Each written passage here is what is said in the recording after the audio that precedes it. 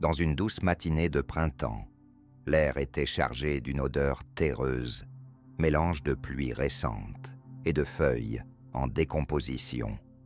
Les pelleteuses grondaient comme des monstres de métal, déchirant les vestiges de l'ancienne école primaire Saint-Étienne, un bâtiment qui avait été témoin de rires d'enfants et de secrets d'adolescents. Mais alors que la poussière s'élevait dans le clair-obscur des rayons du soleil perçant, un cri strident retentit soudainement. Un ouvrier, tremblant sur ses jambes, venait de découvrir une chose que personne n'aurait pu imaginer. Un squelette humain, parfaitement conservé dans la terre humide. La découverte ne tarda pas à faire le tour des réseaux sociaux, attisant les rumeurs et l'imagination collective. Qui était cette âme oubliée? Alors que les enquêteurs s'affairaient autour du site, l'ombre d'un mystère ancien se profilait au-dessus de la ville tranquille de Saint-Malo, promettant un dénouement aussi troublant qu'inattendu. Les jours suivant la découverte du squelette, une palpable tension s'installa dans l'air de Saint-Malo. Les habitants, d'ordinaire paisibles, échangèrent des regards inquiets, leurs conversations chuchotées se mêlant aux rumeurs grandissantes. Chaque coin de rue semblait murmurer des secrets, et la peur s'insinuait lentement dans les cœurs. À la caféterie, le temps retrouvé, le murmure des tasses en porcelaine se mêlait à un bourdonnement nerveux. Les clients discutaient avec animation des conséquences de cette macabre découverte. Des histoires de disparition d'enfants et de légendes urbaines oubliées refaisaient surface, tandis que les journalistes affluaient pour capturer chaque détail croustillant. Au fond, Émilie Laurent, une jeune femme de 32 ans au regard curieux et aux cheveux châtains bouclés, était particulièrement touchée par l'affaire. Elle se souvenait des années passées à l'école primaire Saint-Étienne, où elle avait noué des amitiés et vécu ses premières peines d'amour. Mais ce qu'elle ignorait encore, c'était que son propre destin était lié à celui de cette silhouette oubliée, une vérité qui n'allait pas tarder à émerger du brouillard de mystère qui enveloppait la ville. Émilie Laurent, une femme à la vie apparemment ordinaire, se levait chaque matin dans son petit appartement du quartier historique de Saint-Malo, entourée des échos de son enfance. À 32 ans, elle était bibliothécaire dans une petite médiathèque, passionnée par les livres qui racontaient des histoires de vies perdues et d'âmes égarées. Les murs de son chez-soi étaient ornés de photos en noir et blanc, capturant des moments précieux, des rires entre amis, des vacances à la mer, mais aussi une ombre persistante qu'elle ne pouvait jamais vraiment identifier. Émilie avait toujours ressenti un vide inexplicable en elle, un sentiment de déséquilibre qui la suivait comme une ombre. Ses amis l'appelaient rêveuse, mais elle savait que quelque chose manquait, un trou béant dans sa compréhension de soi. Elle passait ses journées à organiser des ateliers pour les enfants et à plonger dans ses lectures, mais la nuit, le silence résonnait avec une mélancolie déchirante. En ces jours troublés après la découverte du squelette sous l'ancienne école, Émilie ne pouvait s'empêcher de se demander si ce mystère pourrait être la clé pour comprendre ce vide qui l'habitait depuis si longtemps. Les jours passaient et des signes inquiétants commençaient à émerger autour de l'affaire du squelette. Émilie ressentait une tension croissante dans la ville, comme si une tempête se préparait au loin. Les voisins murmuraient, échangeant des histoires troublantes sur des disparitions non résolues et des secrets enfouis depuis longtemps. Elle se souvenait d'un incident survenu quelques années plus tôt, où un jeune garçon avait disparu sans laisser de traces, laissant sa mère dans un état de désespoir total. Les affiches avaient envahi les murs de la ville, mais il n'y avait jamais eu de réponse. Cette atmosphère pesante et ce passé trouble lui donnaient des frissons dans le dos. Parfois, elle se surprenait à regarder par la fenêtre de son appartement, guettant les silhouettes qui passaient dans la rue en dessous, son cœur battant la chamade à chaque ombre furtive. Puis il y eut cette sensation persistante, comme si quelqu'un ou quelque chose l'observait depuis les profondeurs du passé. Ce sentiment d'être surveillée ne faisait que s'intensifier lorsqu'Émilie s'aventurait près du site de l'ancienne école. Chaque fois qu'elle s'en approchait, une angoisse sourde l'étreignait, lui rappelant qu'une vérité cachée attendait d'être révélée, prête à bouleverser tout ce qu'elle pensait savoir sur elle-même et son histoire. Un soir, alors qu'Émilie feuilletait des albums photos de son enfance, une image attira son attention. C'était une photo jaunie, prise lors d'une fête d'anniversaire à l'école primaire Saint-Étienne. Elle y était, un grand sourire éclairant son visage, entourée de ses camarades. Pourtant, à côté d'elle, se tenait une petite fille qu'elle avait presque oubliée, Camille, sa meilleure amie de l'époque, dont elle n'avait pas entendu parler depuis des années. Les souvenirs affluèrent comme une marée montante. Camille avait toujours été vive et joyeuse, mais elle avait disparu soudainement quelques mois après cette photo, laissant Émilie dévastée et perplexe. Alors qu'elle se remémorait ses jours insouciants, une vague de tristesse l'envahit. Elle se souvint des recherches menées par les parents de Camille et des efforts désespérés pour la retrouver. Mais plus troublant encore fut le fait qu'Émilie avait souvent rêvé de cette petite fille aux yeux pétillants, la voyant lui faire signe dans des paysages flous et sombres. Ce flashback éveilla en elle un sentiment d'urgence. Était-il possible que cette amitié perdue soit liée au squelette découvert?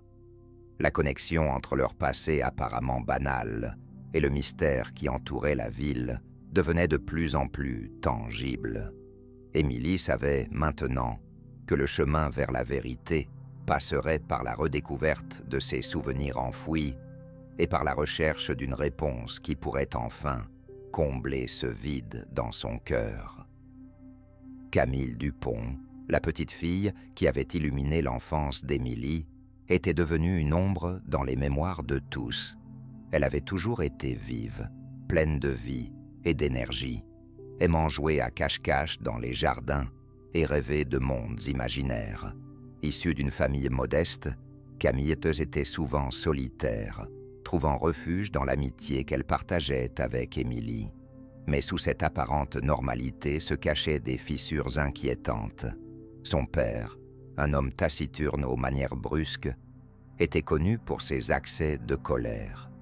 Les rares fois où il venait chercher sa fille à l'école, il semblait préoccupé et distant, comme si le poids du monde reposait sur ses épaules. Sa mère, quant à elle, était douce mais résignée, portant un regard triste qui en disait long sur les luttes familiales qu'elle endurait en silence. Les amis d'Émilie se souvenaient tous de Camille, comme d'une enfant joyeuse, mais parfois mélancolique, souvent perdue dans ses pensées. Quelques semaines avant sa disparition, elle avait commencé à se comporter étrangement. Elle parlait de rêves sombres et de voix chuchotant, des secrets au creux de son oreille. Les adultes avaient pris ces histoires pour des élucubrations d'enfants, mais Émilie se rappelait bien de ces moments troublants. En revoyant cette image d'elle souriante aux côtés de Camille, une vérité désagréable commença à germer dans son esprit. Et si la disparition de son amie n'était pas le simple fruit du hasard? En reliant les points entre le passé et le présent, Émilie réalisait que la clé pour comprendre le mystère du squelette pouvait bien se trouver dans l'innocence perdue et les secrets familiaux obscurs qui entouraient Camille Dupont. Le crime avait été commis sous un ciel chargé de nuages menaçants, l'atmosphère imprégnée d'une tension palpable. L'ancienne école primaire Saint-Étienne, autrefois un lieu de joie et d'apprentissage, était désormais le théâtre d'une tragédie silencieuse. À peine démoli, le site révélait les souvenirs oubliés des rires et des cris d'enfants. Mais au cœur de cette dévastation reposait un secret mortel. Le squelette découvert, allongé sur le sol froid et humide, semblait murmurer à ceux qui osaient s'approcher. Il n'était pas là par accident. Les enquêteurs avaient établi un périmètre autour de la zone, leurs visages graves illuminés par les lampes torches qui balayaient la terre brune. Une odeur de terre retournée, mêlée à celle du béton fraîchement cassé, flottait dans l'air, tandis que des journalistes prenaient des notes frénétiquement, avides de détails sur ce mystère macabre. Les témoins n'avaient pas tardé à affluer, apportant avec eux une mosaïque de souvenirs éparpillés. Certains parlaient d'étranges bruits la nuit près de l'école, d'autres évoquaient des ombres furtives aperçues par la fenêtre lors de soirées tranquilles. Leurs témoignages étaient truffés d'incohérences et d'émotions contradictoires, rendant le tableau encore plus flou. Les policiers fouillaient chaque recoin du site avec une minutie obsessionnelle, déterminés à découvrir ce qui avait conduit à cette mort tragique. Chaque coup de pelle soulevait une poussière chargée de secrets, enfouis depuis trop longtemps. Émilie observait tout cela à distance, son cœur battant la chamade, alors qu'elle réalisait que ce lieu jadis, empreint de bonheur, pouvait révéler les sombres vérités cachées derrière la disparition de sa meilleure amie. La tension montait, alors que le passé se rapprochait inexorablement du présent, promettant des révélations dévastatrices. La chronologie des événements entourant la découverte du squelette se tissait lentement, comme un fil d'Ariane menant à une vérité dissimulée. Tout avait commencé plusieurs mois avant la démolition de l'école primaire Saint-Étienne, lorsque des rumeurs avaient circulé au sein de la ville concernant la fermeture imminente de cette institution emblématique. Les parents, inquiets pour l'éducation de leurs enfants, avaient organisé des réunions, tandis que les enfants jouaient dans la cour, inconscients des drames qui se tramèrent en arrière-plan. Puis, un matin d'hiver brumeux, le bulldozer avait commencé à raser le bâtiment, ses bras métalliques déchiquetant les souvenirs enfouis dans les murs. Ce jour-là, alors que la poussière s'élevait en nuages grisâtres, un ouvrier avait croisé quelque chose d'inhabituel sous les fondations. Ce n'était pas qu'un simple débris, c'était un squelette humain. La nouvelle s'était répandue comme une traînée de poudre dans toute la ville, provoquant une onde de choc parmi les habitants. Les enquêteurs étaient rapidement arrivés sur les lieux pour établir une scène de crime. Au fur et à mesure que les jours passaient, ils avaient découvert que le squelette appartenait à une jeune fille âgée d'environ 8 à 10 ans, l'âge de Camille, lors de sa disparition.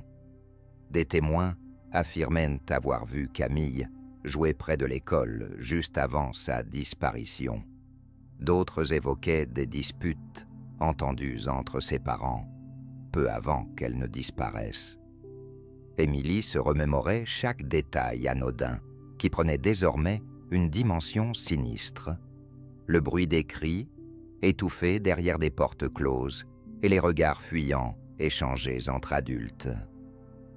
Les incohérences dans leurs récits émergeaient peu à peu comme autant de pièces d'un puzzle mal assemblé.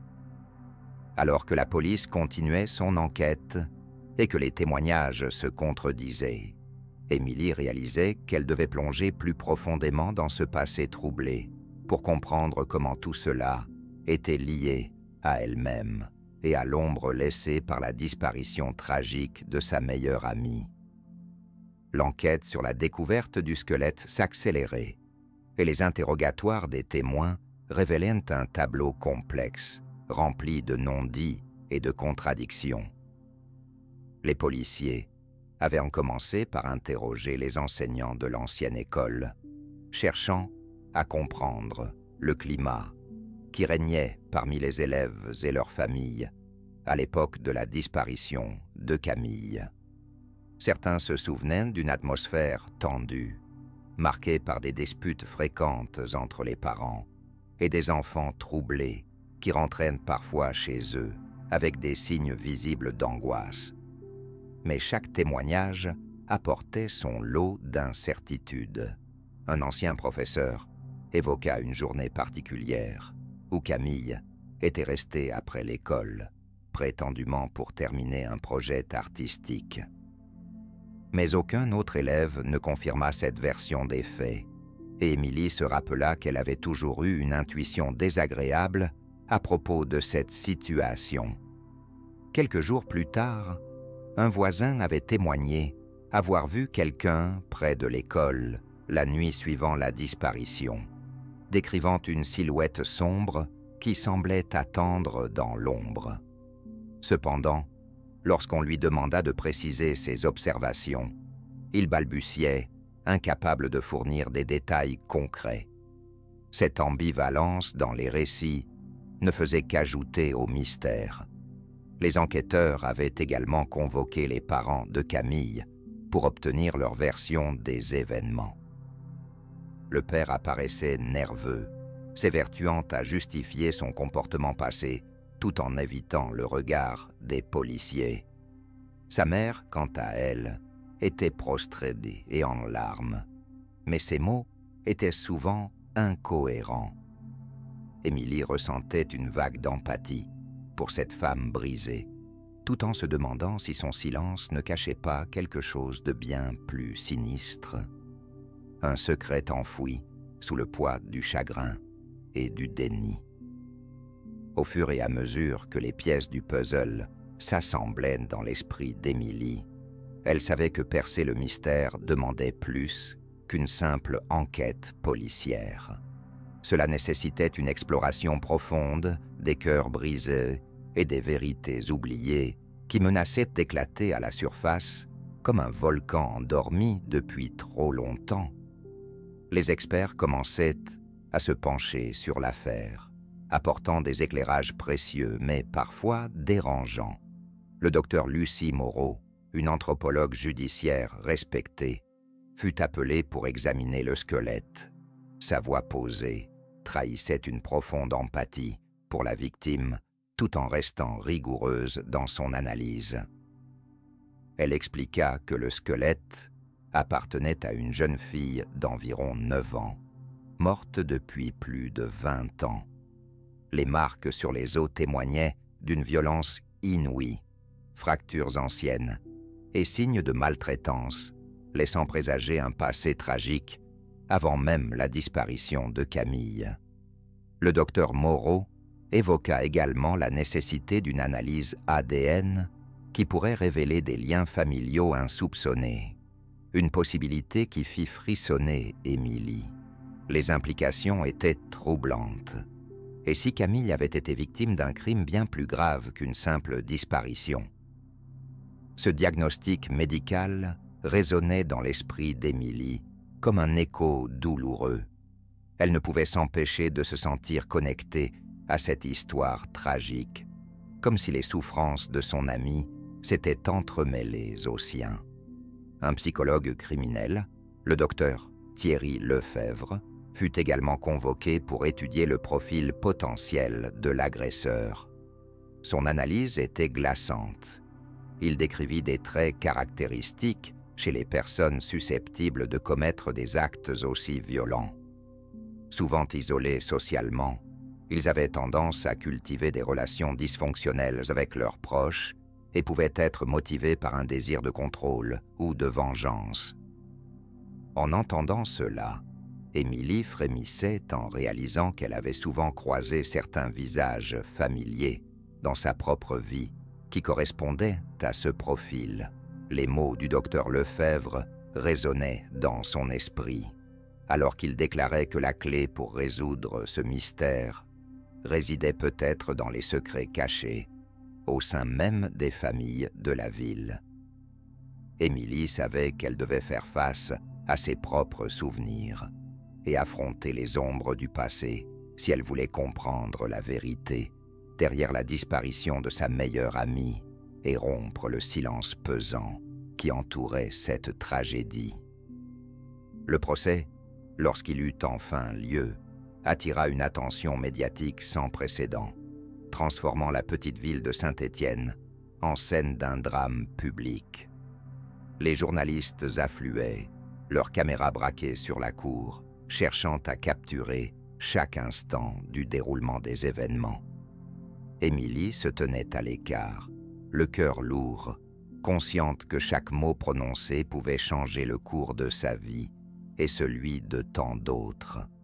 Le cas avait suscité des débats passionnés au sein de la communauté, alors que les rumeurs circulaient et que les opinions se scindaient entre ceux qui défendaient l'accusé et ceux qui exigeaient justice pour Camille. Les arguments de l'accusation étaient poignants.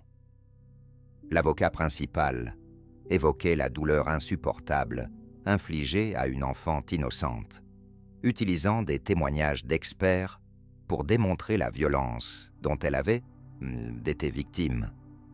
Les preuves ADN établissaient un lien direct avec le milieu familial de Camille, suggérant que quelqu'un de son entourage avait pu être impliqué dans sa disparition.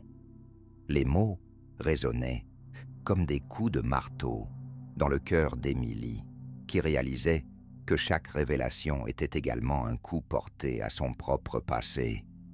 De l'autre côté, l'avocat de la défense plaida vigoureusement en faveur de son client. Il soulignait les incohérences dans les témoignages et cherchait à semer le doute sur l'implication directe de celui-ci dans la mort de Camille. « Ne vous laissez pas emporter par vos émotions », répétait-il au juré, insistant sur le fait que le manque de preuves tangibles ne pouvait mener à une condamnation juste. Cette approche provoqua des murmures parmi le public et mit en lumière les fractures au sein de la communauté. Les réseaux sociaux s'enflammaient également. Des hashtags appelant à la justice pour Camille côtoyaient ce plaidant pour la présomption d'innocence. Émilie observait ces échanges avec angoisse. Les opinions se polarisant ne faisaient qu'ajouter à son tourment intérieur. Alors que le verdict approchait, elle savait qu'elle devait trouver un moyen d'affronter ses propres démons et d'apporter sa voix à cette lutte pour la vérité. La pression montante pesait sur ses épaules comme un poids insupportable, mais elle comprenait que seule une confrontation avec le passé pourrait éclairer les zones d'ombre encore présentes dans cette affaire tragique. Le verdict tomba comme un couperet, laissant la salle d'audience dans un silence choqué. L'accusé fut déclaré coupable de l'enlèvement et du meurtre de Camille Dupont, une décision qui provoqua des larmes de soulagement chez certains et des cris d'incrédulité chez d'autres. Émilie, cependant, ressentait un mélange de soulagement et de désespoir. La vérité était enfin révélée, mais à quel prix? Le poids de la culpabilité pesait encore sur son cœur, alors qu'elle réalisait que le passé ne pouvait jamais vraiment être effacé. La famille de Camille était dévastée, mais soulagée. Enfin, les années d'incertitude avaient trouvé une issue. Peu après le procès, des révélations supplémentaires firent surface. Des documents oubliés dans les archives locales dévoilèrent des éléments troublants sur la vie familiale de Camille, y compris des allégations de maltraitance qui n'avaient jamais été signalées. Ces informations plongèrent la communauté dans une réflexion amère sur ses propres échecs à protéger l'un des siens. Émilie se retrouva au milieu d'un tourbillon émotionnel. Elle avait perdu son amie, et maintenant elle voyait son histoire transformé en un symbole tragique d'un échec collectif.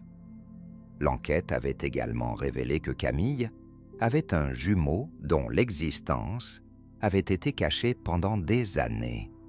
Une vérité qui fit trembler les fondements mêmes des certitudes d'Émilie. Comment avait-on pu ignorer cela? Cette révélation entraîna un nouvel examen des dynamiques familiales au sein de la petite ville, remettant en question les récits établis et révélant combien chacun pouvait être aveugle à sa propre réalité.